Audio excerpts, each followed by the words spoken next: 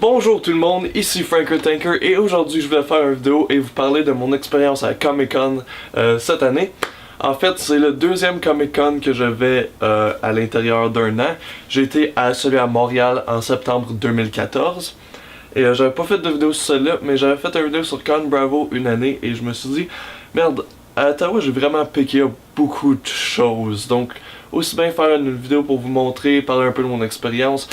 J'étais là avec un ami, c'était sa première fois, il a adoré ça, il va retourner l'année prochaine, que good. Parce que honnêtement, y aller tout seul, ça a pas l'air très le fun que ça, mais quand t'as quelqu'un avec toi qui partage moindrement de l'intérêt, cause lui il était nouveau, il était vraiment nouveau à tout ça, et j'ai montré et il a adoré ça. Il a adoré beaucoup le fait qu'il y avait des filles à moitié habillées en cosplay. Ça, il a aimé ça. Mais qui aime pas ça? On va être honnête. C'est une des raisons pourquoi on va à Comic Con. Les gars, arrêtez de vous mentir. Et yeah, donc je vais vous montrer qu'est-ce que j'ai ramassé, à qui que j'ai discuté. Et pardonnez-moi pour l'éclairage. C'est juste qu'il fait vraiment pas beau dehors. Et je suis comme, fait une ambiance terrifiante. Du gris et le blanc dans ma face qui est reflété par la lumière de la fenêtre à côté. Donc ma face de ce côté-là est vraiment blanche et de là, ce côté-là vraiment noir. Ça fait ça dans tous les cas. La première bouffe qui a vraiment capté mon œil, ça s'appelait Horror Fest Montréal. Et j'étais là, j'étais comme, j'ai jamais entendu parler. Là j'ai été là, j'ai discuté un peu avec le gars. Puis il était comme, ouais, c'est un festival de films d'horreur qui dure comme 3 jours à Montréal. Blablabla, là j'étais comme wow, cool. Puis là il y avait comme deux DVD à vendre. Un qui était des shorts et le Best of Horror Fest que ça s'appelait. Et l'autre ça s'appelait Under the Scares. Et là il y avait comme plein de choses d'horreur et c'était un jeu, tu te donnais 5$, tu tirais la roulette et t'avais un prix. Dans tous les cas les prix valaient à peu près 5$. J'ai probablement eu un des prix les moins attrayants. J'ai eu Scream, Scream 1 et Scream 3. Scream 1, Scream 2 et Scream 3. J'avais déjà Scream 1, j'avais pas Scream 2, j'avais pas Scream 3, puis j'ai Scream 4. Donc en fait, ça m'a pas si dérangé que ça de gagner ça. Je suis pas le plus grand fan de Scream. Scream, c'est une série que je peux me passer de. Mais le fait de toutes les avoir, dérange pas. Je pense même pas que j'avais le premier en DVD, je pense que j'ai le premier en VHS. Et là, j'ai regardé, là, il y avait soit Horror Fest, Best of Horror Fest, et un film qui s'appelait Under the Scares. Et j'ai décidé d'y aller avec Under the Scares parce que c'est un documentaire sur les films d'horreur indépendants à petit budget, en commençant avec les années 60 avec George A. Romero, Herschel Gordon Lewis, il y a Lloyd Kaufman, il y a Robert Kurtzman. Il y a vraiment plein de monde qui sont des grandes influences dans le cinéma d'horreur indépendant. Et j'étais comme wow! Ça a l'air intéressant. Donc je l'ai acheté. Et c'était la première bouffe de la journée, donc je savais pas combien j'allais dépenser. Donc j'ai vraiment été safe avec juste un des DVD. Mais avoir su, j'aurais acheté le Best of Horror Fest. Mais j'ai regardé les dates, puis c'est sûr que je vais sûrement y aller à Montréal, c'est pas si loin que ça. Et festival de films d'horreur à Montréal, pourquoi pas, je suis down, comme qu'ils disent. La deuxième bouffe qui a capté mon attention, c'était la bouffe des gars à Black Fawn Distribution, que pour les gens qui savent pas, c'est une compagnie de distribution de films d'horreur indépendants entièrement canadienne. Comme tous les films qui sortent sont pas tous des films canadiens, mais la plupart sont des films canadiens. Et j'avais acheté la dernière fois, je sais pas si vous vous rappelez, Disco Path, d'eux autres. J'avais rencontré le réalisateur et tout ça. Avec le rachat, ils m'ont donné un poster de Disco Path. Que le poster, c'est la meilleure partie à propos de ce film-là. Pas pour être méchant, mais c'était vraiment pas mon film favori. Les comme 30 premières minutes étaient parfaites, ils étaient excellentes. Après ça, c'est juste devenu vraiment long et ennuyant. Aussi, avec mes achats, j'ai eu un poster de leur nouveau film que lui j'ai regardé hier et que j'ai vraiment aimé. Horsehead, qui est un film français en anglais avec Katrina McCall, pour les gens qui sont des fans de films d'horreur, était dans The Beyond, c'était l'actrice principale dans The Beyond. Et donc, je me suis dit, tant qu'à être là, aussi bien acheter la collection complète de Black Fawn Distribution. Et s'il y en ajoute, ben je vais sûrement aller voir à d'autres Comic-Con, donc je vais les acheter là-bas. Et, je me suis donné comme mission d'acheter tous les titres de Black Phone Distribution, juste parce qu'il faut encourager non seulement le cinéma indépendant, mais aussi le cinéma d'horreur canadien, qui est quand même assez populaire au Canada. Father's Day, il y a beaucoup de Cube, Curtains, Ilsa She-Wolf of the SS, techniquement c'est un peu canadien. Donc il y a beaucoup de grands films d'horreur qui sont canadiens, et j'ai décidé d'acheter leur collection complète. Ben c'est sûr sans Disco Path, parce que j'avais déjà Disco Path. Premier c'est Horsehead, que j'ai regardé hier, comme j'ai dit. Très bon film, définitivement expérimental, définitivement quelque chose qu'il va falloir que je regarde plus qu'une fois. Le poster, encore une fois, l'art dessus, excellent. Je sais pas où ils pognent leur designer graphique, mais définitivement, ils savent où les pogner leur designer graphique, à cause c'est magnifique. Devil's Night, j'ai aucune idée c'est quoi. À part des autres, j'ai aucune idée c'est quoi. The Door, j'adore encore une fois le cover, le poster est magnifique.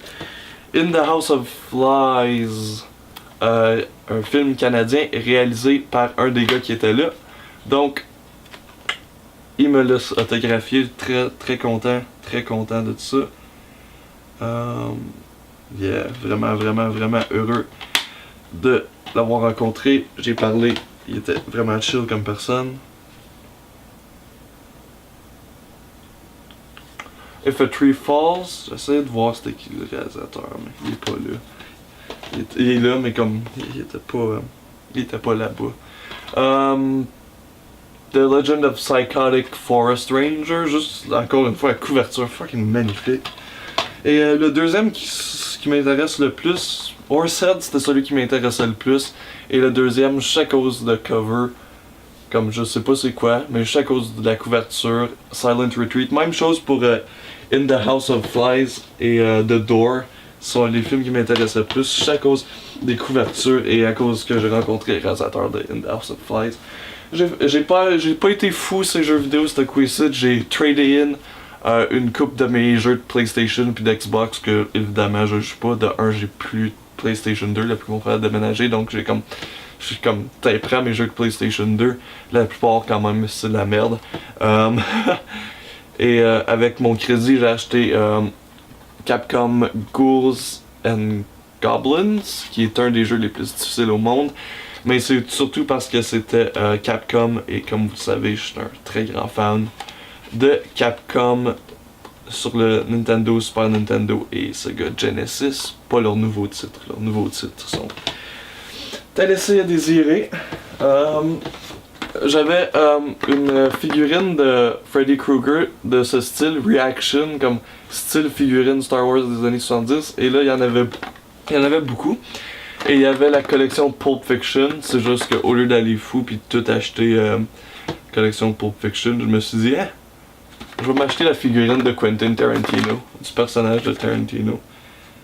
Juste parce que, une figurine de Tarantino, come on. Vous me connaissez, je peux pas refuser. Là, on va aller un peu avec les artistes indépendants qui étaient là. J'ai acheté un artbook Black Lines Caricatures. Comme c'est vraiment comme. Je veux pas toutes les montrer, cause évidemment c'est d'un œuvre d'art et copyright et tout ça. Mais il y en a un que c'est sûr je veux vous montrer, celui qui a signé Blackbeard. Un côté c'est comme des caricatures, l'autre c'est comme des dessins en noir et blanc. Je suis vraiment un fan de dessins en noir et blanc à l'encre. Et celui-là il est magnifique, honnêtement. J'ai pas été déçu avec cet achat. The Artbook c'est un petit peu étrange à cause c'est un livre de juste dessin, mais tu fais pogner ça puis tu regardes t'es comme wow. Puis il y a une couple d'explications à côté, c'est vraiment magnifique comme œuvre d'art. J'adore, à chaque fois que je vois des places comme ça, j'aime supporter les artistes. J'achète des posters, des fan art et tout ça, je les encourage. Des fois il y en a que leurs affaires sont comme ridiculement cher, mais comme ceux qui sont des prix raisonnables, ça me fait un plaisir de les encourager. Il y en a beaucoup que je vois souvent. À chaque fois que je vois comme un Comic-Con, Montréal, Ottawa ou tout ça, je les vois souvent. Elle, je l'avais jamais vue avant, cet artiste-là. C'était une artiste francophone. Je sais pas si ça venait du Québec ou de l'Ontario. Mais j'ai acheté Coffee. Ben, je pense que c'est Coffee, honnêtement. À chaque fois que je vois comme femme noire avec un afro qui est évidemment des années 70, je pense que c'est Coffee, surtout qu'elle a des gros seins. Et Pam Grier, elle avait des énormes seins. Donc j'ai juste estimé que c'était Coffee. Ça se peut que ce soit pas pantoute Coffee.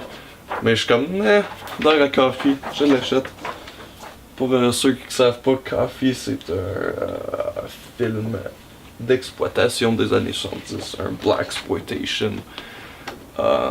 Et la dernière chose que j'ai acheté, l'avant-dernière chose que j'ai acheté, un poster. Ce gars-là, j'ai déjà deux prints de lui. Celui-là, c'est le premier que j'achète en couleur à cause. Je suis vraiment un fan de ses dessins en noir et blanc. J'en ai deux dans ma chambre, un Freddy Krueger, un Machete. C'est R. Serraro Allen. C'est les icônes de l'horreur, il y a Freddy Krueger, Michael Myers, Leatherface, Jason, Alien, Predator. Elle, je sais pas c'est qui. Mais c'est vraiment un beau dessin. Et maintenant, pour la pièce de résistance, la plus grosse chose que j'ai achetée, la plus dispendieuse, mais la plus malade. Et voilà la pièce de résistance. Comme vous le savez, je suis un énorme fan de Lucio Fulci et quand j'ai vu ça, je savais qu'il fallait que je le ramène chez nous. Je m'en fous, j'ai même pas regardé la grandeur, moi juste le gars il a sorti le poster, puis j'étais comme oui, prends ça, je prends ça tout de suite monsieur, vous avez même pas obligé de me convaincre, holy shit, je m'en fous combien ça coûte, je m'en fous comment gros c'est, je m'en fous comment ça va me coûter le mettre dans un cadre, il me le faut tout de suite, maintenant, et je suis parti avec probablement le garçon le plus heureux de Comic-Con à cause merde. Comme. Je vais zoomer in. Wow. Entre de New York, puis là c'est juste. L'art est différent sur le poster français. C'est un original de France, comme ça jouait. C'était le poster qu'il y avait dans les salles de cinéma en France. Et c'était. Wow. Wow. Juste le regarder, c'est une œuvre d'art et c'est vraiment comme devenu ma pièce préférée. C'est juste, à cette heure, il faut que je trouve comment le cadrer. Donc, c'est tout ce qui conclut ma vidéo et à la prochaine.